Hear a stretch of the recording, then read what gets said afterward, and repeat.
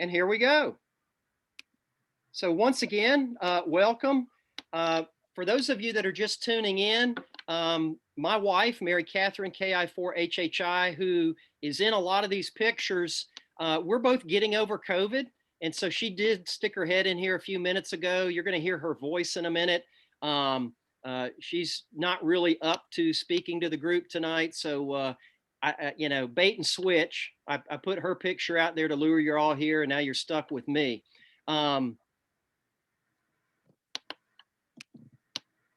So a little bit about us.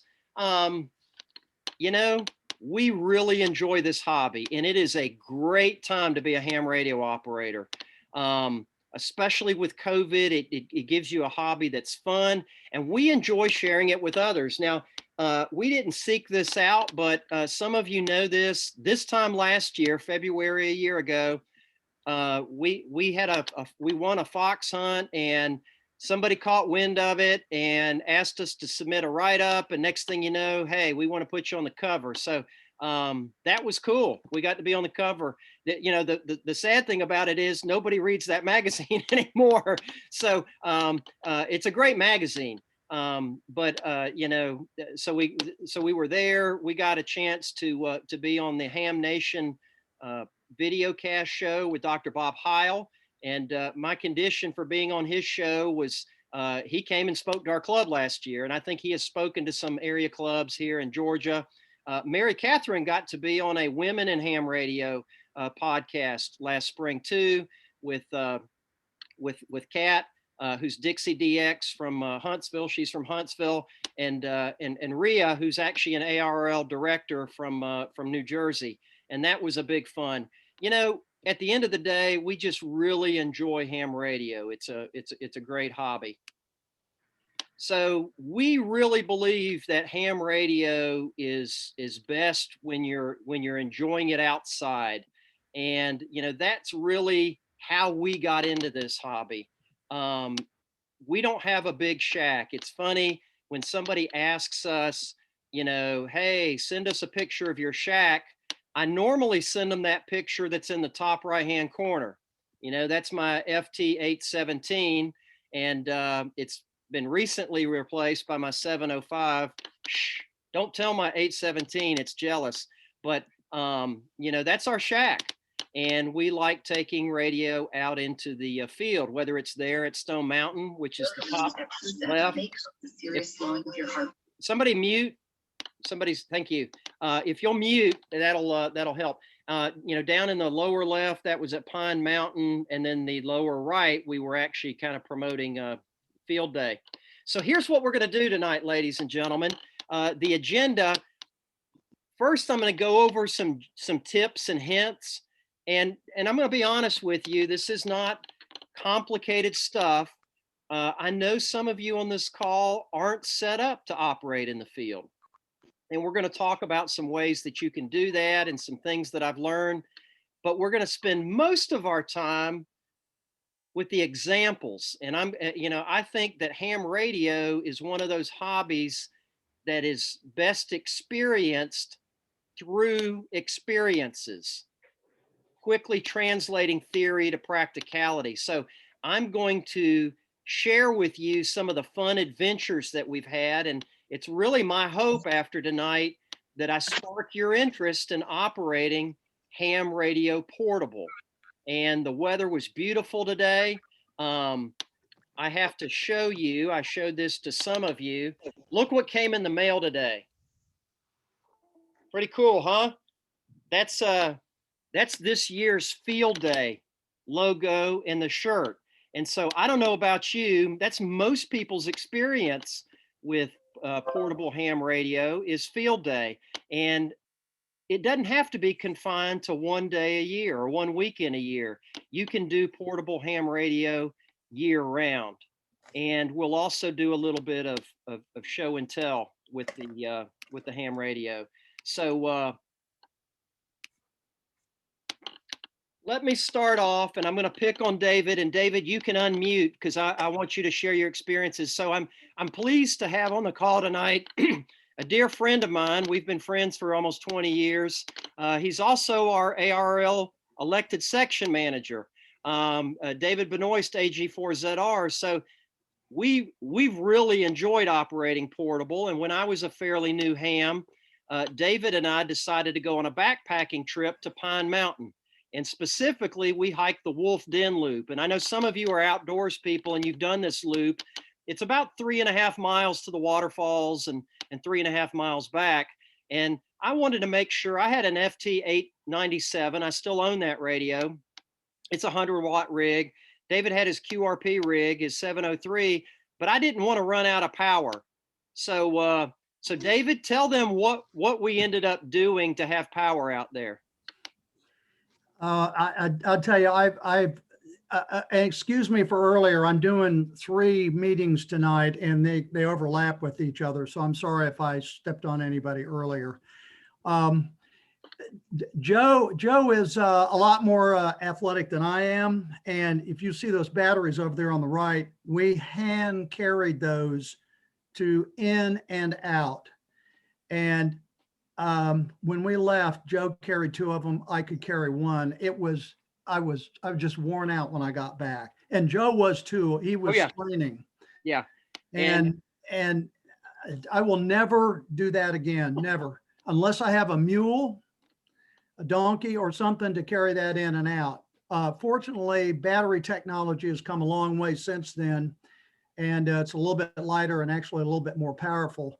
But we had a good time. We had an antenna, a wire antenna that we laid out on the ground and up into the trees, and we didn't do a whole lot. We weren't that successful, but we got something out of it, and I learned a lot. Joe was a little more experienced at camping then than I was, but I don't encourage you to tote batteries like that unless you have a mule. And you know, we were walking alongside the creek. There was a little bit of mud once in a while. We did take breaks. Didn't have a choice. We had to take breaks, and but it wasn't like we didn't have fun. We had a blast, and you know, and that's really at the end of the day why I enjoy portable ham radio. So I learned a valuable lesson all those years ago, and that is don't lug a deep cycle marine battery 7 miles into the woods. Battery technology has gotten a lot better since then, and I'm going to demonstrate that shortly. So David, thanks for letting me relive this that historical moment. I had to go back in time. I actually had to scan these pictures. These pictures somewhat predated camera phones, but we had a blast, and we'll never again carry deep cycle marine batteries into the woods. So let me start off by talking about the difference between mobile and portable. And there, ladies and gentlemen, there's no hard and fast rules here. Okay, so sometimes it can be portable, sometimes it's mobile, and I oftentimes commingle and interchange the terms. But for purposes of tonight, because we're going to focus on portable, by mobile, I'm saying that you're operating from a vehicle. Now, hopefully your radio setup does not look like what's there in the picture, okay? That's a little obnoxious, but you know, the antennas fixed to the vehicle, or maybe you're maritime mobile or aeronautical mobile.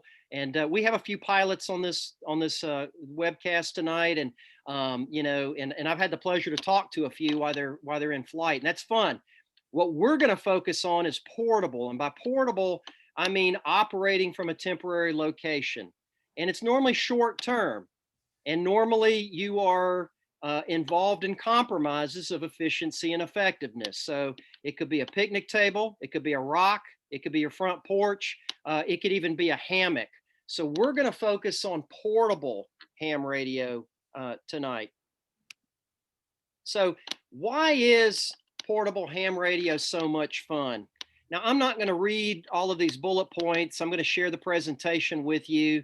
But, you know, it's just great to get outside. I mean, how many of you went outside today? It was just a gorgeous day. And I'll tell you what, as radio operators, it is phenomenal how quiet it is when you're operating radio outside away from electrical noise. You really can hear things on HF other than your switching power chargers and your cell phone. I've been playing around with SDRs, and next month, Steve W4OGM is going to do a presentation about SDRs. When I'm charging my iPhone, I can see on the spectrum scope the waveforms of the charger. And when I unplug it, all of a sudden I can hear things. You don't have that out in the field. There are some incredible new and innovative portable radios, and I'm going to demonstrate some here in a minute. It's a lot of fun. There's the exercise component of it, and taking the shack with you. We really enjoy sharing the hobby with others, and the pictures there at the first of all, the picture in the top right hand corner, that's Mary Catherine at the Atlanta Science Fest. We were there with the Atlanta Radio Club and in the Gwinnett Amateur Radio Society doing demos to the public. And there, Mary Catherine is showing this young family, what an HT is. Down the bottom there, we were shooting some promo videos for Field Day 2 years ago, and we were just kind of goofing off there. So I thought I'd put that in for some fun. So portable ham radio can just really be a blast. But beyond the fun part of it, there's the practical skills development that's there. One thing that I don't think we focus on enough, and I'm actually working on a presentation for this. I call it radio frequency awareness. Do you know what's going on around you from a radio standpoint, whether it's a GPS or the Chick-fil-A drive-through headsets or the AM radio or HF and digital. When you're out in the field and you're away from the electrical noises, you can really develop that awareness. Search and rescue operations, public service missions. The picture in the top left, for the last 5 years, it's been my privilege to be part of the radio team at the Peachtree Road Race. I get to run the race and be a ham radio volunteer, and that's my kit there. And it's fun. I have a badge, so they let me carry a small backpack, and I'm embedded eyes and ears in the race, looking for distressed runners. And I know some of you also volunteer for the Atlanta Track Club. That's a lot of fun doing that. We're doing some fox hunting up there. That was the Stone Mountain Alfred Memorial Radio Club fox hunt a couple years ago. And then, down there in the woods, I love to go on a hike and just take the radio with me. Stealth scanning, field listening post. I'm going to talk about that in a little bit, but, as ham radio operators, particularly those of us involved in MCOM, it's not just about passing traffic, but if you were given the mission to be a listening post, would you know how to do that? Would you know how to listen? Would you know how to deploy an antenna? Could you walk a mile and hide in the woods and listen if that was your mission? Developing self-sufficiency and resilience. You really learn a lot about propagation. It's one thing to sit at home with an amplifier, and quite honestly, and I'm not taking away from that, I know some of you are really into contesting. That's a different skill than going into the woods, putting up a compromised antenna and making the most of 5 watts. And so it's a very important, you got to make the most of your power when you're operating in the field. So when you talk about planning your mission, the first thing is, where are you going to go? Are you going to a park? Are you going to be on a trail? Are you going to climb a mountain? Are you going to be on watercraft? With COVID, are you going to operate in your backyard? So that picture in the top right-hand corner, that was me operating my 817 hammock portable. It was a beautiful summer. I put the hammock up in the front yard, played radio in the hammock. It was awesome. In fact, I made some really cool, one of my friends who's on this call, Richard, N1RBD, texted me and let me know that there was a 6-meter opening. And I'm going to share with you a QSO I made, 5 watts up to Canada, 6 meters. It was great. The route, you have to prepare. It's one thing if you're used to driving to a location to deploy or operating from your shack, but if you're going to go on a hike, do you know how you're going to get there? The weather. I'm a weather junkie. I know many of you are, and many of you are involved in Skywarn. Check the forecast, but be prepared for anything, especially if you're going to the mountains. It will rain. Even if there's no chance of rain, it's going to rain anyway. And then supplies. You know, when you're operating portable, you have to have more than your radio. You got to have some food, some snacks, more than once. And I won't call out any names. I've been on portable radio missions with friends just to find out that they didn't have any food. And so I would split my power bar with them or give them an apple or something like that. You want to be prepared with food and water, shelter if you need it. I always have a first aid kit in my radio bag, and then the 10 essentials. And I'll let you Google that up. I'm not going to get into that, but every hiker knows that there are 10 essentials you should carry with you when you're portable. And then finally, of course, and the thing you think of the most is the operating gear, the radio, the antenna, the computer, and the log. So a couple more slides, and then we're going to get into kind of the fun part. So the route planning. So the picture at the top, we got an opportunity to stay with some friends in Breckenridge. Boy, that's this beautiful place in Colorado. And it just so happened that we were there during field day weekend. Somebody needs to mute their speaker. I hear some background noise. That's Quandary Peak in the background. It's one of Colorado's famous 14,000 footers. We hiked up there. Of course, what does every good radio operator do when they go to a nice summit like that? They activate it for SOTA. So I got up there, and the farthest QSO I made, fortunately, there were a lot of ham clubs in Colorado setting up for field day. So I quickly got on VHF simplex and made a 120-mile contact with 5 watts. And that's a picture of it up in the top right. But you always want to have a map.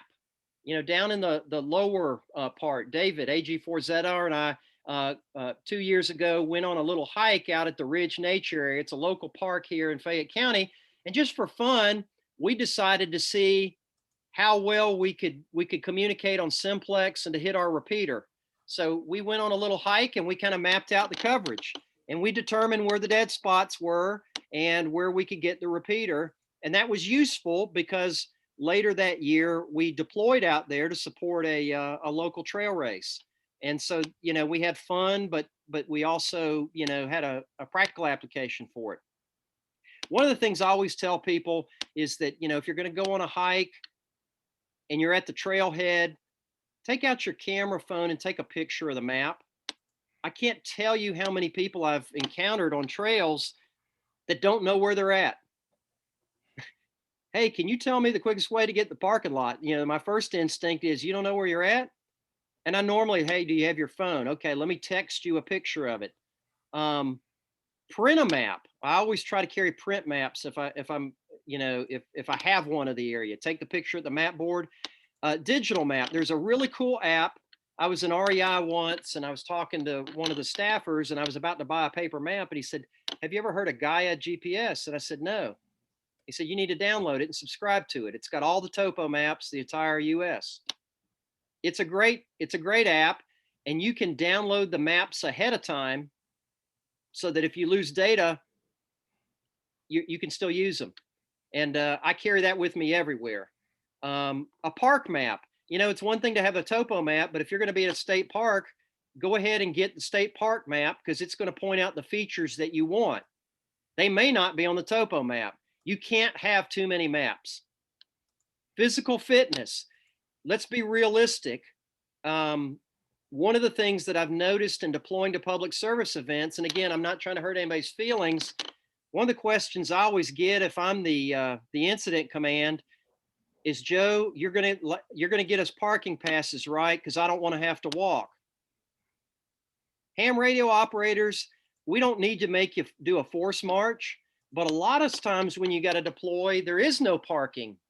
And so I think it's really helpful if you can maintain a base level of fitness and maybe not walk a mile to the starting line or wherever you're going to be asked to operate, but training for that and being able to at least walk across a parking lot is probably a good thing. But be realistic. Don't do what David and I did back in 2004 and lug a Marine battery 7 miles into the woods.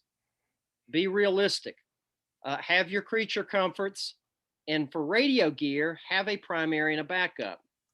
So what I want to do now, I'm going to stop the presentation for a minute, and I want to show you some toys.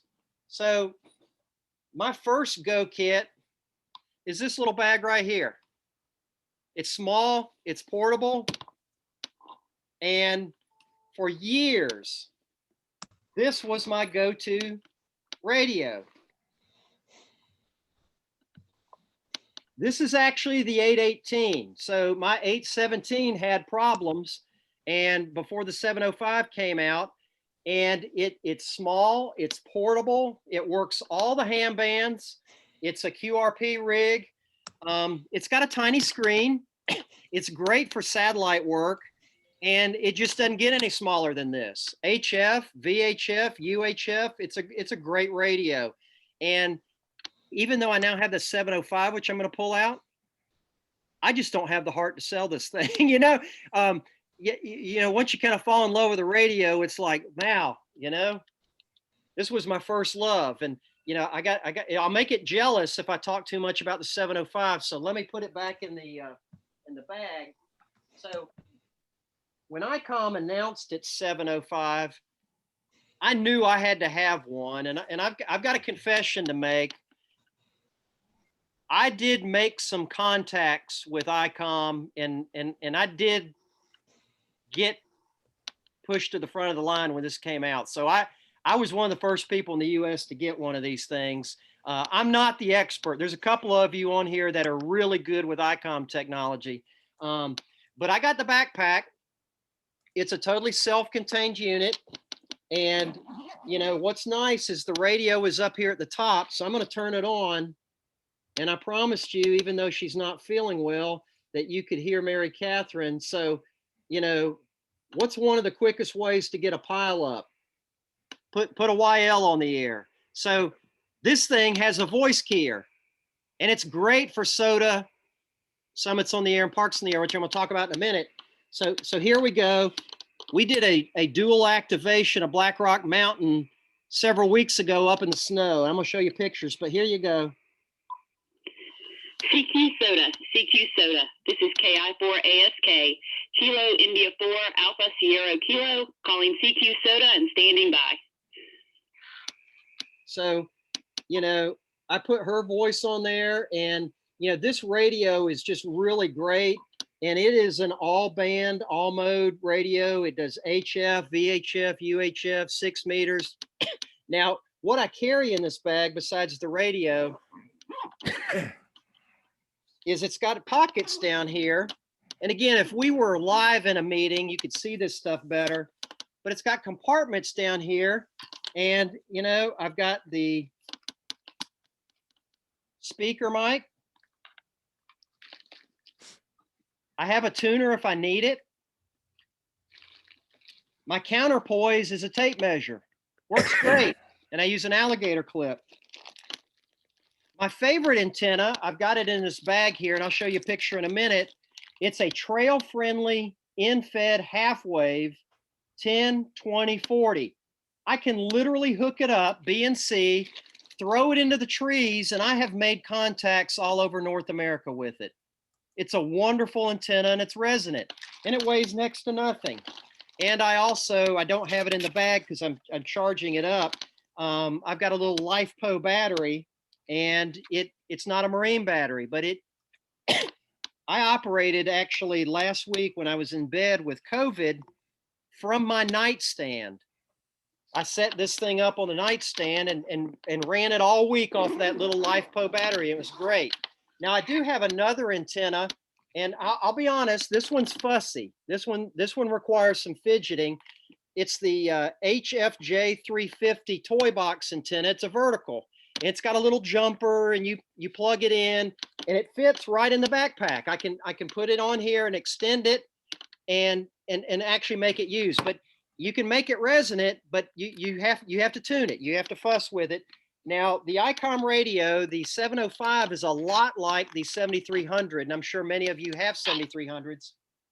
It has a built-in SWR function, so it will give you an SWR graph, not just a spot in time, but an actual graph, which is very helpful. So seeing is believing. Seeing is believing. Okay, Joe, you have shown us that, you know, you've got this cool radio. But I still don't think 5 watts works, you know, sideband on a QRP rig. So what I'm going to do now, I'm going to cue it up here, and let me get the video.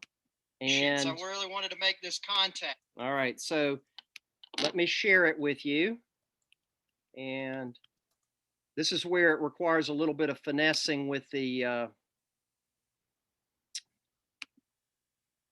all right.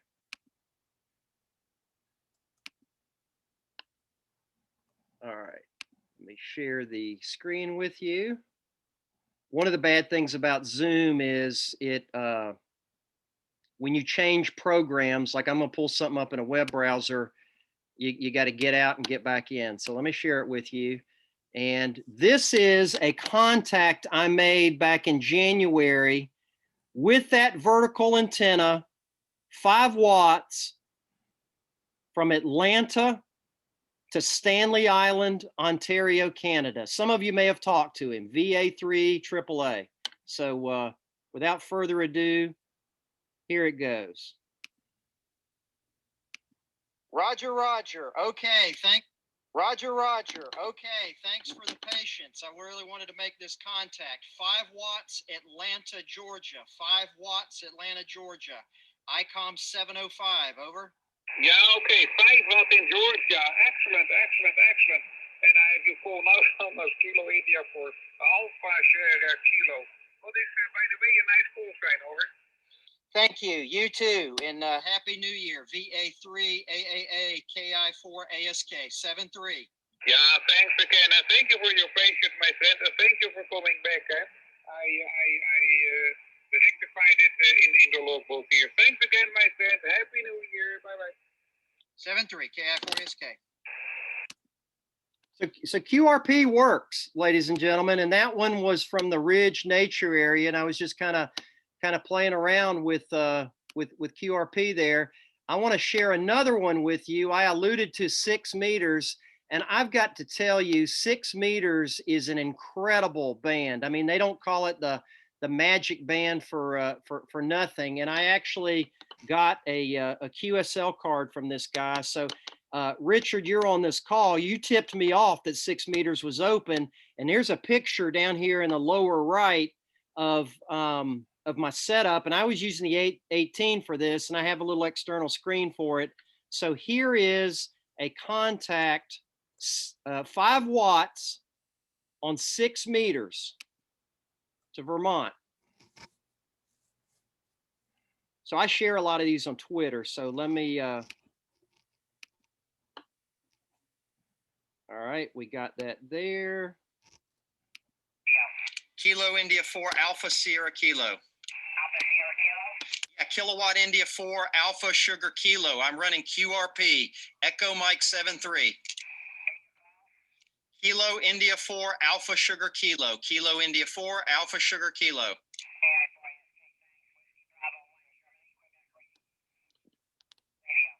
Kilo India 4 Alpha Sierra Kilo. Okay, so on that one, that was 5 watts, 6 meters with a rubber duck antenna from my front porch. Now, I don't know about you all, but for me, that is so much more fun than sitting in a shack with a full power amplifier shooting fish in a barrel. It takes finesse. Now, you saw some components of that. I had to clearly enunciate. Yes, and I'm sorry to my fellow MCOM folks. Sometimes you got to use unusual phonetics to break through. And we've all done it. We've all done it. And, you know, I have about 6 different versions of my call sign, you know, whatever gets through. And it is so rewarding. I might take 10 minutes to make that one contact, but when I do, it is so satisfying, and it's such a fun thing. So, you know, back to the presentation, my 2 main, you know, radios And again, I got to be quiet. I don't want to make my 817, now my 818 jealous, is the ICOM 705. And it's a great radio and a lot of fun to play with. And you know what, ladies and gentlemen, I can see the screen. That 818, great stuff, but man, it's hard to see that little screen, you know, but those are transceivers. Sometimes I'll go on a portable radio mission and just listen, set up a listening post with an SDR or a scanner. Sometimes I'll sit and scan with my HT. It's a ham radio, but I'm scanning. And then as far as power, you know, you've got battery packs. You might use an external battery. So that picture here is one of my LiFePO batteries.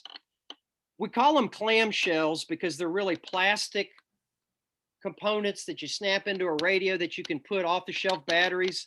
Always get one of those, because then you can carry portable batteries with you and have a backup. I can't tell you how many times I've been deployed to a public service event, battery pack dies, and I have to go to AA or AAA. And then some mechanism for charging. And again, we're not going to get into solar panel and a bunch of other stuff. And I know some of you do that, and it's great stuff, but just make sure that you got the right equipment for it. And man, what a difference.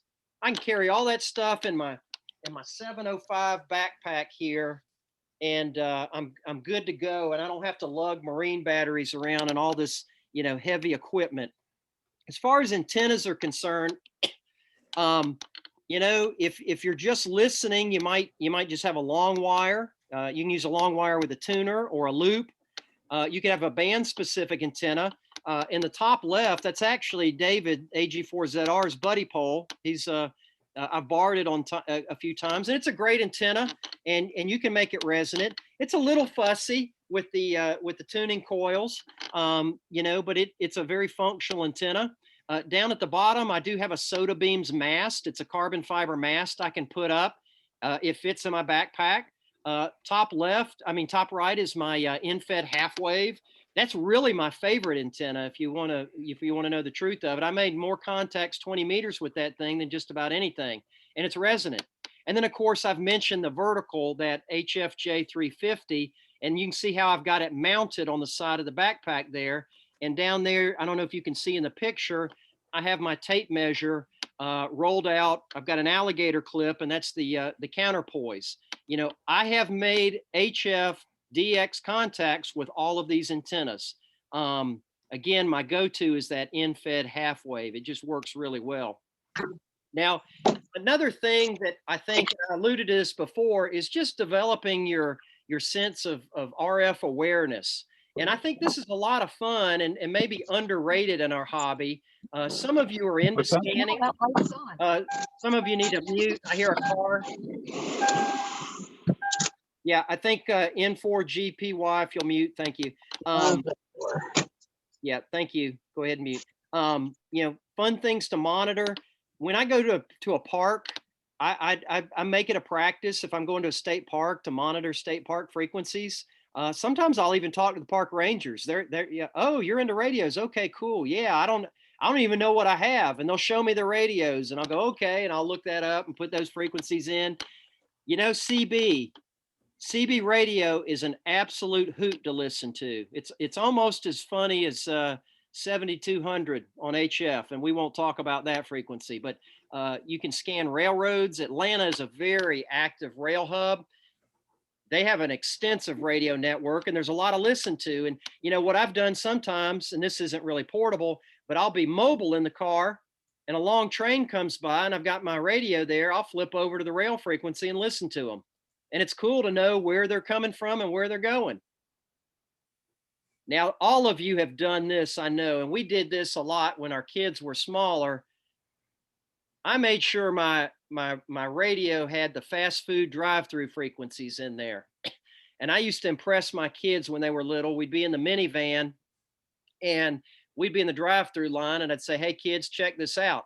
And I'd flip over. We had a little Yaesu FT50. They don't make them anymore. And we'd listen to the Chick-fil-A drive-through. That's cool, Dad. We know they ordered this. One of the things that I like to do, you know, listen to shortwave broadcasters. So there's a lot to listen to out there. not just talk. But if you're going to talk, it's helpful to know in advance what bands to work on. And we're not going to talk about propagation tonight, but I'm going to tell you, ladies and gentlemen, if you're operating QRP, you need to make the most of your signal. So you're probably not going to have DX on 10 meters at night in the winter. It isn't going to happen. Now, I have had 10-meter DX, but it was in the summer and it was during the day. Same token, you're probably not going to get a lot of DX on 80 meters in the middle of the day, summertime.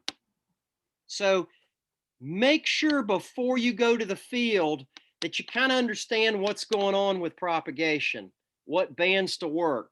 My go-to bands right now for daytime HF work portable are 10, 20, and 40, which lines up with my in-fed half-wave antenna. So let's talk about some of the actual adventures that we've had on some of these missions. So this is one we did, and I actually have talked to a few of you during this activation.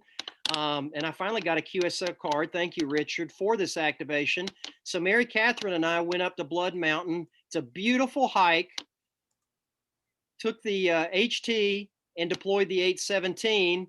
And there's a picture of us up there. I had a roll-up J-pole for 2 meters. And that's Mary Catherine in the top right talking on 2 meters. And then we had the 817. And we had a lot of fun with that. And we activated that for SOTA. Now, SOTA is Summits on the Air. And there's another, it's a newer program. It's a little bit more popular. It's a little bit easier, and that's Parks on the Air.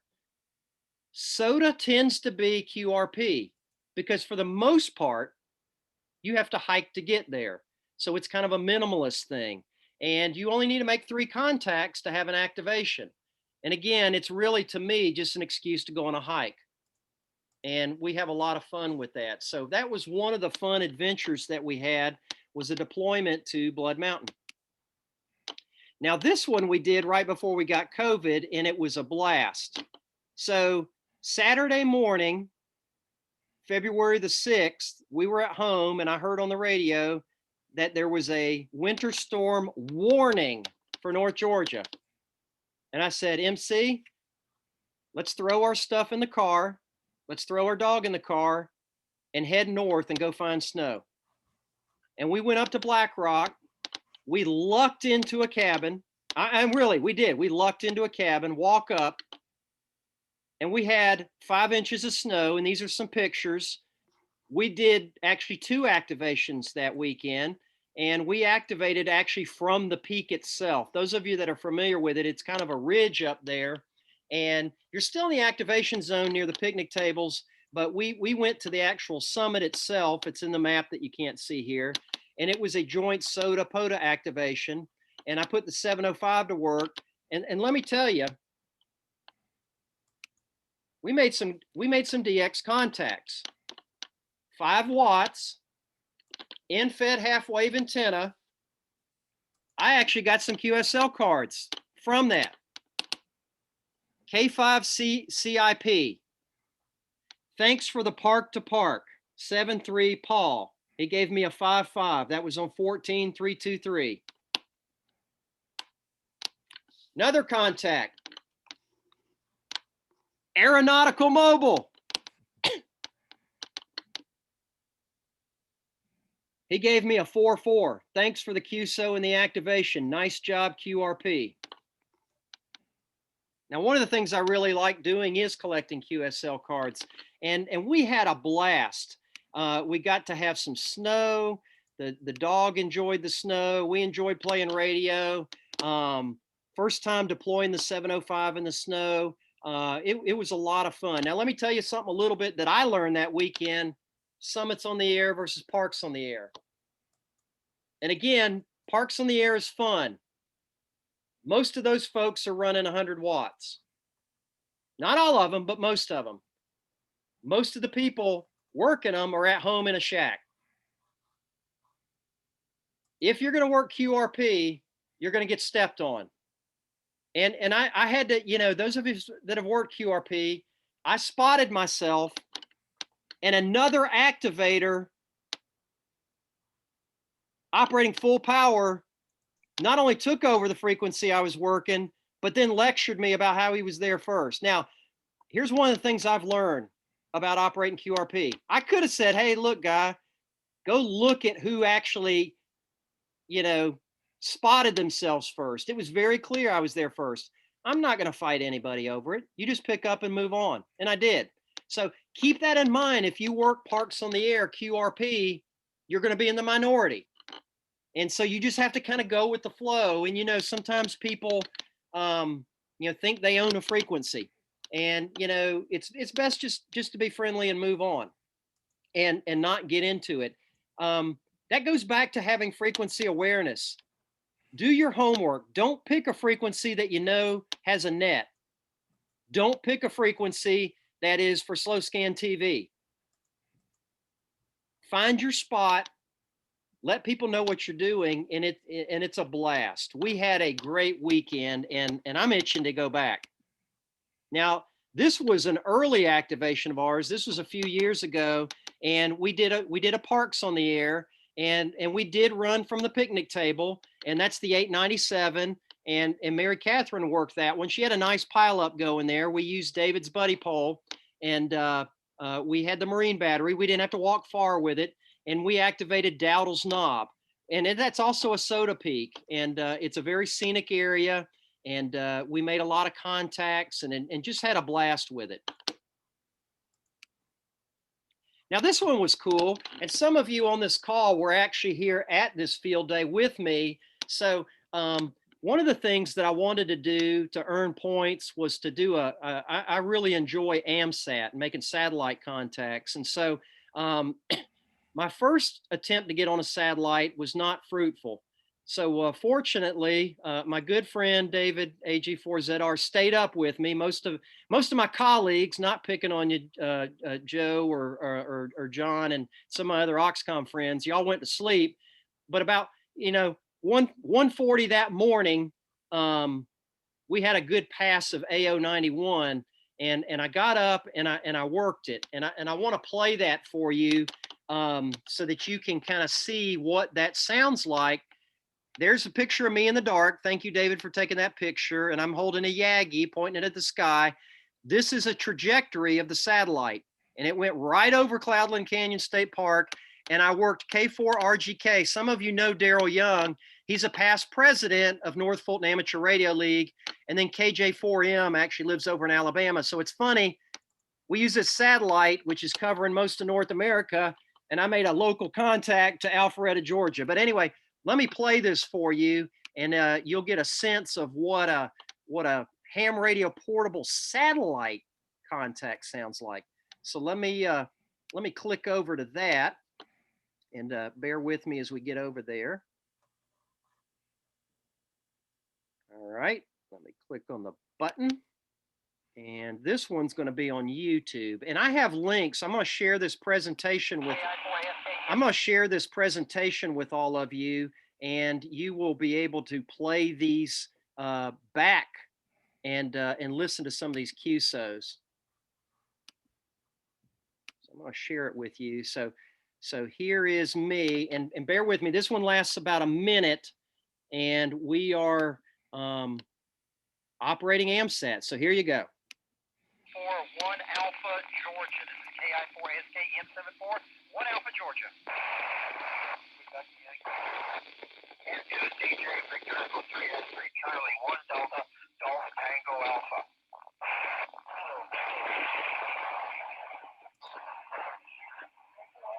KI4ASK 1 Alpha Georgia. Hey Daryl, you copy K4RGK? I got you, Joe. KI4SK 1 Alpha Georgia. I'm 2 Georgia. USL, hello from Cloudland Canyon State Park. 7-3. KI4ASK Kilo Juliet 4 Mike. 1 Alpha Alabama.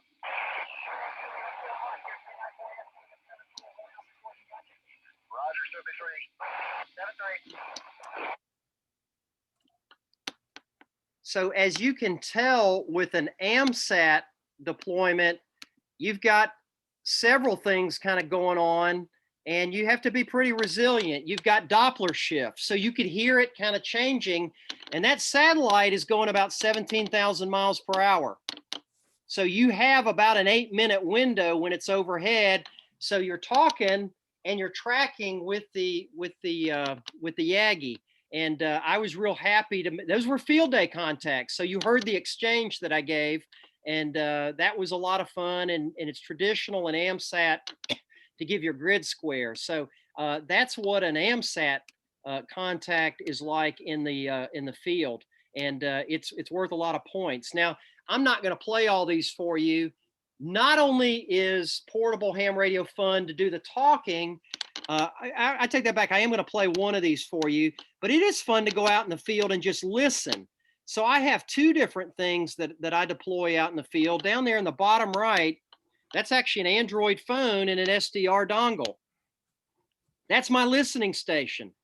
I can listen to and monitor a wide range of radio spectrum just from a cell phone and that dongle and an antenna. I can decode SSTV, which I've done. And what I want to play for you here, lately I've been kind of playing around with long wave. And, you know, that's below the AM broadcast band. And I want to play I logged our local airport beacon. And those of you that are pilots are going to think, oh, okay, you know, I know what that's all about. But some of the hams are like, long wave, what in the heck is that? And well, let me show you what that is. So let me share the screen with you. And again, I share a lot of this on Twitter. Twitter has a very active ham radio community. So what I want you to do is listen. And those of you that know CW are going to know what this is right away. But I also want you to look at the spectrum because you can actually see the CW, which is really cool. So this is our local airport.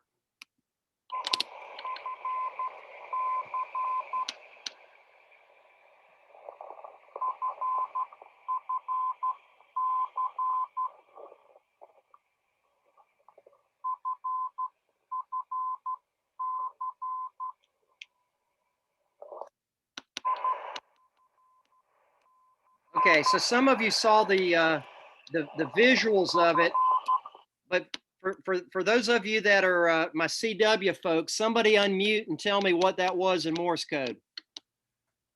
FFC. Yeah, FFC. That's Falcon Field in Peachtree City, and that's the long wave navigational beacon on 316 kilohertz. And I live in Fayetteville. I am a good 15 miles away from that, and picked it up just fine. And what was cool is I can not only hear the CW, and if it's at that speed, I actually can pick that up, but I could see it in the spectrum, which was really cool. It really gives you visual. Now, if I was operating in a noisy environment, you think AM radio is bad, long wave you almost can't do anything with in an RF thick environment. So, you know, if you're operating outside, you really get an opportunity to hear things you wouldn't otherwise be able to hear. And it is a lot of fun. Now, so we've talked about SOTA, we've talked about POTA, we've talked about setting up a listening post.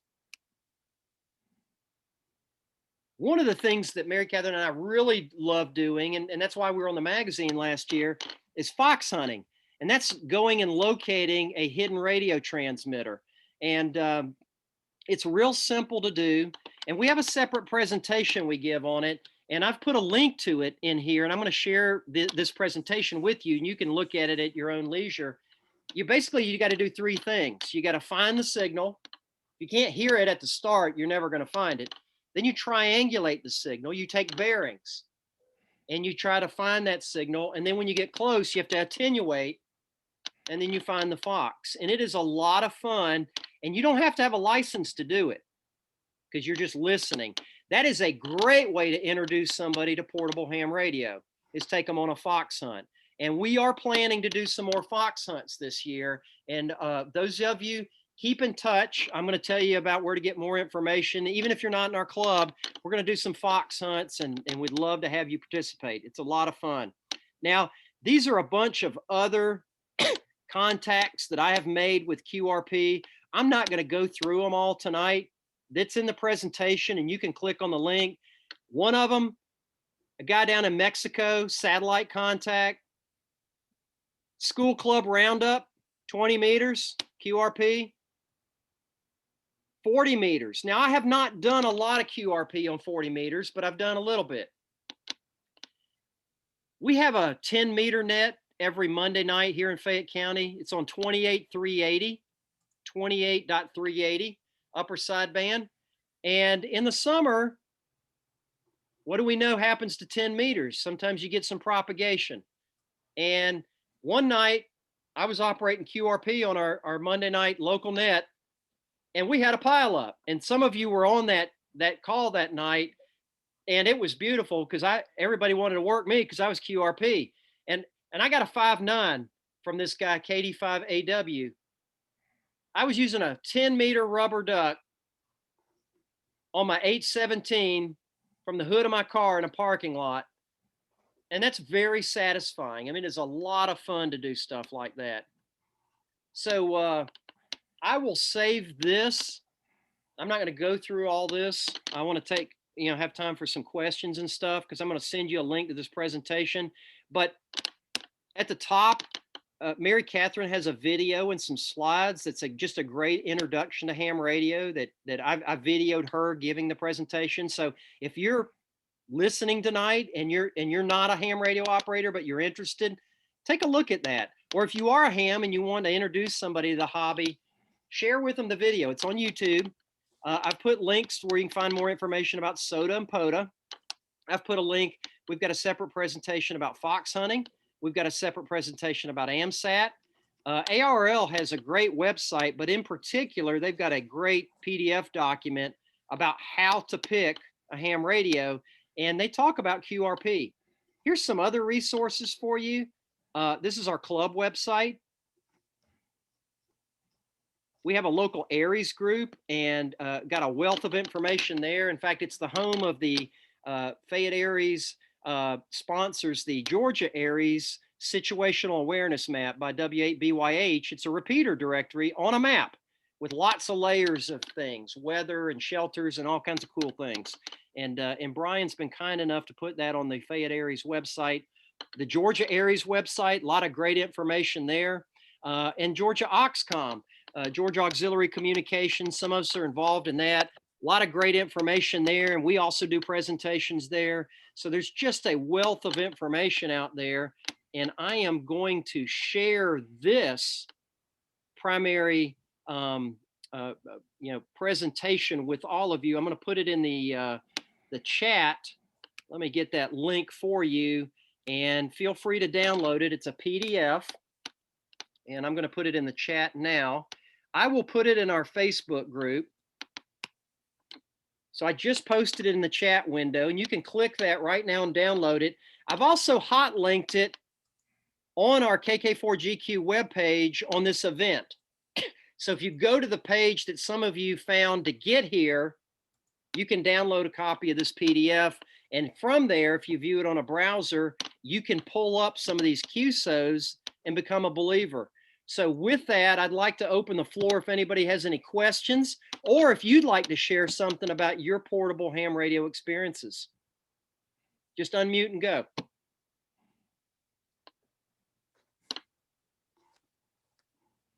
Everybody still awake? Say David's already talked and Steve's already talked, so they get a free pass. Hey, Joe, great presentation. This is Scott, KD4MSR. Just want to say great. I got in here late. I had a business meeting and really enjoyed it. And I am happy to help you work on your code speed so you can use one of my tiny QRP backpack portable radios. I'd like to get into that, Scott. I as you all know, I mean, ham radio is like an onion, and you just peel the layers and you get involved in stuff. And I've lately gotten sidetracked with the SDR stuff, but that is one of my goals, is to get my code proficiency up and take one of those mountain toppers or even an Altoid 10 and deploy that and work QRP in the field. That's cool. Anybody else? Hey, Joe, you were talking about QRP from the summits. My actual best sideband activation was running a FT818 at Wildcat Mountain.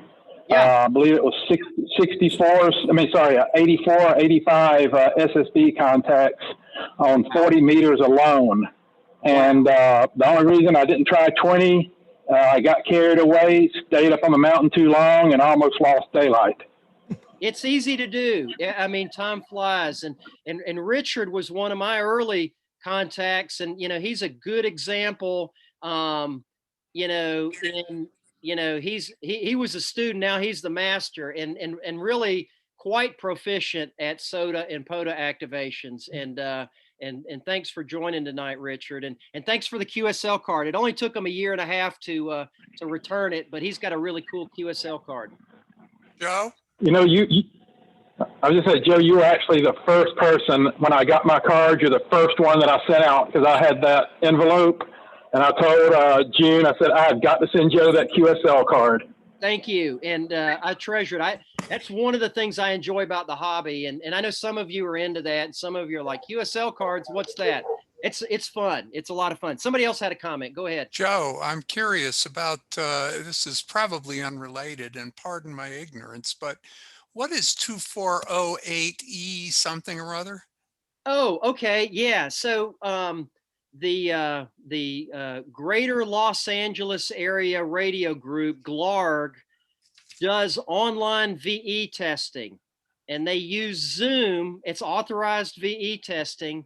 They use Zoom as the method for facilitating the testing, and that is my VE number for the online testing.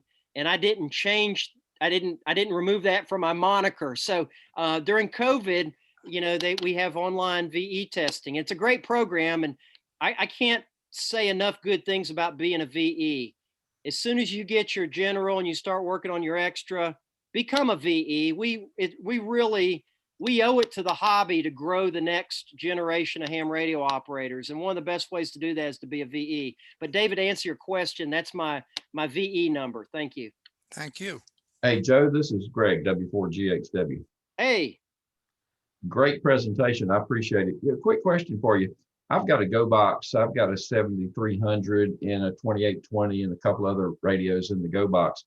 I'm thinking about simplifying it, making it smaller. Love the 705, but for MCOM, I'm worried that 5 watts may not be enough. Does anybody make an amplifier on the HF side that would feed the, give me 100 watts or so?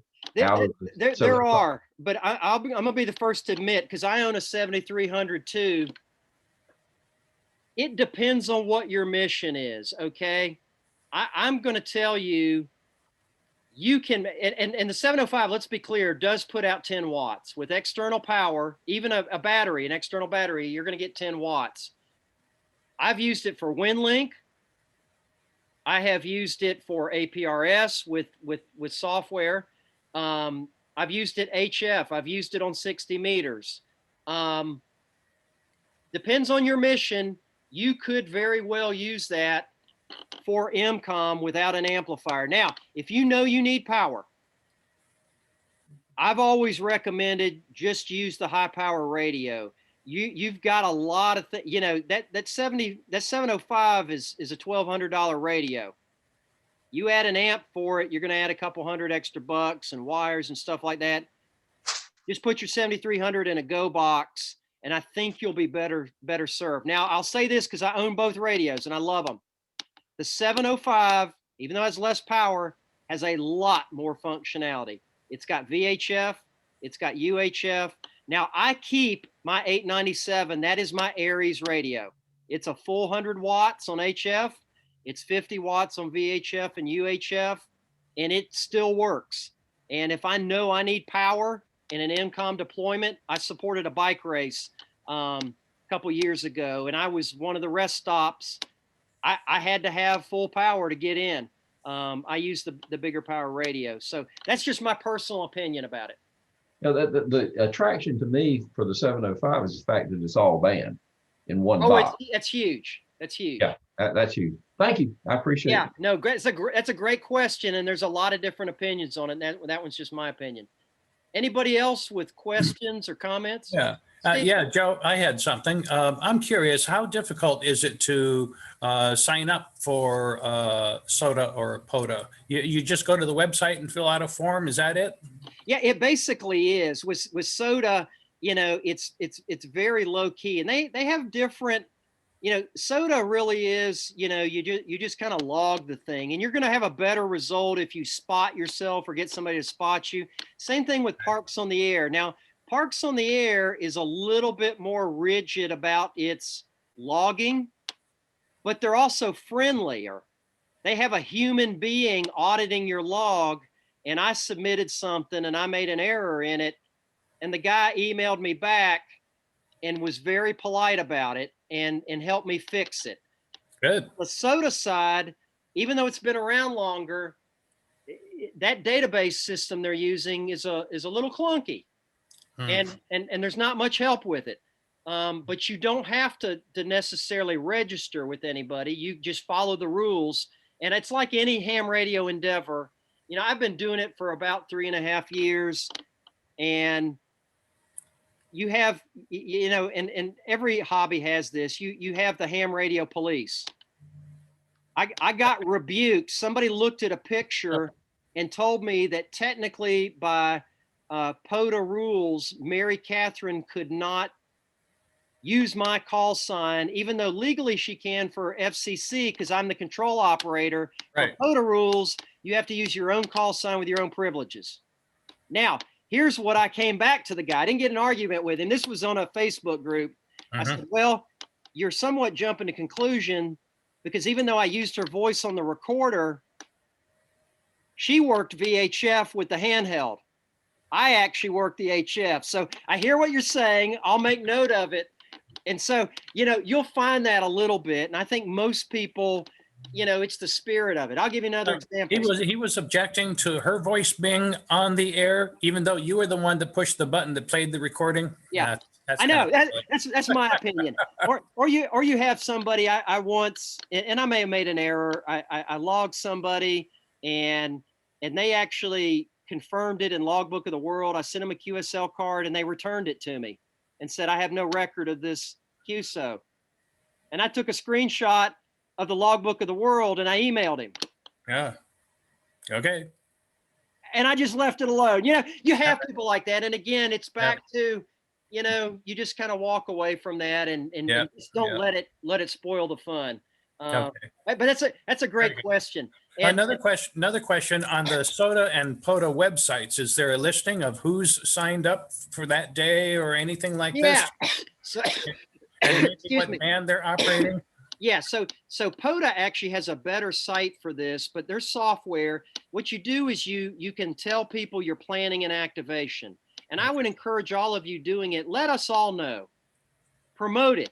Get on the local repeater. I've done that more than once. I'll get on a repeater up in the mountains and I'll say, hey, I'm going to do a SOTA activation. Y'all all hop on VHF and give me 3 contacts. You can totally do that. But yeah, you can plan an activation. That's step 1, where you announce, hey, I'm going to be at such and such between these hours. Not everybody does that, but it helps. And then once you get there, you want to spot yourself. If you have a data connection, you get on there and say, hey, I'm set up here, come find me.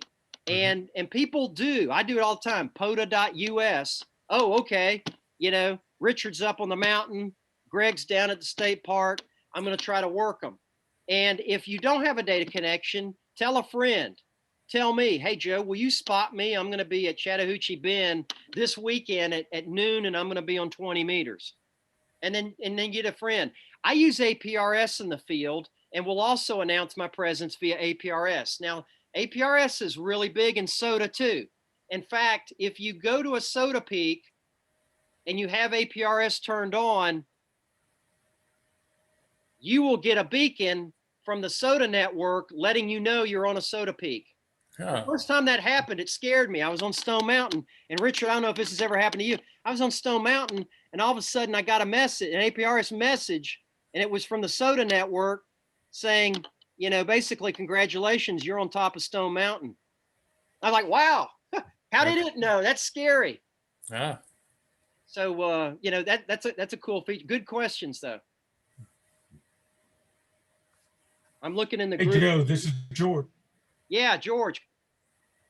Hey, I just want to say great presentation, but at Chattahoochee Bend on the winter field day, had the privilege of being able to take a short hike with MC and Joe, and we activated from the river there, and got my first QRP contact using the 705 and using 5 watts with the end-fed half wave draped along the trees, and still made it to Maine.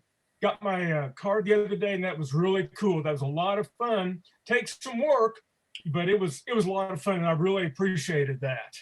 That was fun. It's very satisfying to make a 5-watt contact, whether you're digital mode, which helps. I do carry a Windows tablet with me. I can operate JS8 call. I can operate WinLink. I can operate FT8. I can do slow scan TV, PSK with my 705. One of the nice things about the 705 is USB right in the computer, and it recognizes it. And it's a great thing. But that was fun for Winter Field Day. We had an informal club, you know, because of COVID, meeting out there, and a lot of you from our club were there. And I took the 705, and George did a great job. Another one of our club members had never worked QRP. And funny story about that. Boyce had never done it, and he's a big guy, but he's kind of soft spoken. And Bill, you remember this, and you know, he was calling, and there's some technique to it. And then he was struggling to be heard, and it was like fishing. And I said, hey, I'm gonna hook him for you, but you got to reel him in. So I grabbed that microphone and replied with his call sign, and they came back. And I handed it to him, and I said, okay, he's there. Now you got to reel him in. And he made his first contact too, KI4APA. And that was a lot of fun at Winter Field Day. Who else has got a question or comment? Hi, this is Jeff. I am a Skywarn storm spotter, and I'm interested in incorporating the ham aspect of it.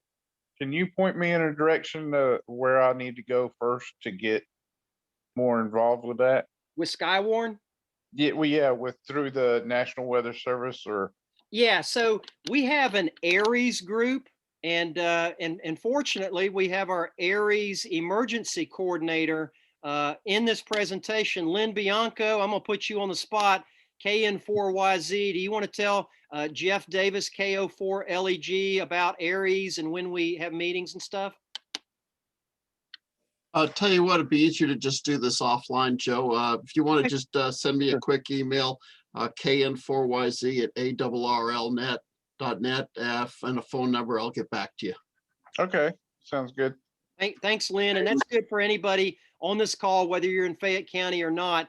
Lynn is also the Deputy Section Emergency Coordinator. And if you're interested in MCOM, ARES, Skywarn, Lynn is one of the smartest guys I know with MCOM. He can get you set up, and it's a lot of fun. And it's a lot of fun, especially here in Fayette County with Skywarn, because the NWS office is here in Fayette County, and we staff their radios.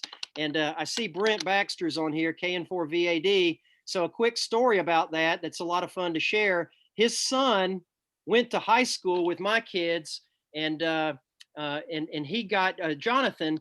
He actually got licensed before his dad, Brent. And Jonathan had been a ham for 3 days. And we had the Hurricane Irma blow through, and I was scheduled to be the Skywarn operator. And I called Brent on the phone, and I said, hey, Brent, I'm getting ready to go work Skywarn. Do you think your newly licensed son would like to go? And he said, sure. And I said, I'll pick him up and I'll make sure he's safe. And we drove over there. And so his son and I, you talk about battlefield commission. He'd been a ham for 3 days, and he got to be net control for Skywarn. And it was he had a blast, didn't he, Brent? Oh yeah. That was, what a way to get started. He still talks about that. Great experience. Yeah, Skywarn's a great program and a great application of ham radio. So anyway, thanks y'all. Who else has got a question? Does the 705 have a built-in sound card? It has Tommy, it has a built-in digital modes. And so you don't need the sound card interface. If you plug it into your computer will know what to do with it, which is beautiful because you don't have to have a signal link or anything else in between. It knows instantly what to do with it. It's got something called CIV, and it actually has 2 virtual USB ports. And I don't want to get too technical on this, but it is made for digital modes. Yes, just like the 7100 and then some. It's actually got two ports in it. Anybody else? I know we're going a little bit over time. Well, listen, I want to wrap this up. If you have more questions, you can email me. My email's in the presentation, and I'm going to post the presentation link one more time in the chat. And again, it's also okay. Let me get it back to everyone. There we go. So I just posted a link to this PDF. You can download it. You can play back the QSOs. I love portable ham radio. To me, it is one of the most fun aspects. You know, and it's so important to make this hobby enjoyable, no matter what it is. So I'd encourage you all. It's springtime almost. It's getting warmer out there. Take your radios outside and have a blast with it. Oh, there you go. There's your little radio. Very cool. Very cool, Scott. You know, field day's coming up. This is the logo for field day. If you have any questions about tonight, feel free to email me. It's my call sign, KI4ASK @ARL.net. Hit me up on Facebook, Twitter. I'm @JoeDom. I post most of my ham radio adventures on Twitter, and you can follow along. And I do. If I make a cool QRP contact, I'm normally very proud of it, and I'll record it and I'll post it there, and I want to share it and, you know, just let everybody know that QRP works. So next month, we will be meeting. We always meet the last Thursday of the month at 7 o'clock. And again, one of the smartest radio guys I know, Steve, W4OGM, is going to do a presentation about software-defined radios. He got me involved in it, and he's really an expert at it. And I hope you all come back. We'll publicize the meeting, and we'll have a great time with that. With that, is there any final comments or questions? Yeah, I have a question. Can Scott show his radio again? And I'm going to do a screen capture. Go ahead, Scott. Or maybe he's not sorry, ready. Steve. Yeah, this is there it is. Okay, yeah. Small Wonder DSW40. Oh, yeah. They're no longer made, but with a 9-volt battery, you get about 2 watts out. Ah. I mean, a regular 9-volt transistor battery. I worked a guy in Virginia with this, and I was using 8 AA batteries, I guess. Oh, wow. He said I was, 5'9" plus. Yes. And I converted him to be a QRP operator. He went kind of QRP, went whole hog and bought a 705. All right. That is awesome. That's a cool radio.